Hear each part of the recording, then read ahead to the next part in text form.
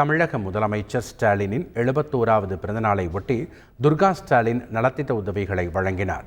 சென்னை பாரிமுனையில் அமைந்துள்ள கன்னிகா பரமேஸ்வரி கலை மற்றும் அறிவியல் கல்லூரி வளாகத்தில் சென்னை கிழக்கு மாவட்ட திமுக சார்பில் நலத்திட்ட உதவிகள் வழங்கும் விழா நடைபெற்றது.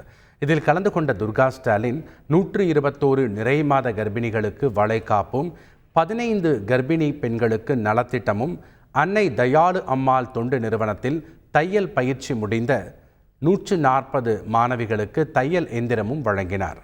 கணினி பயிற்சி முடித்த 89 மாணவர்களுக்கு மடிக்கணினிகளையும் துர்கா ஸ்டாலின் வழங்கினார்.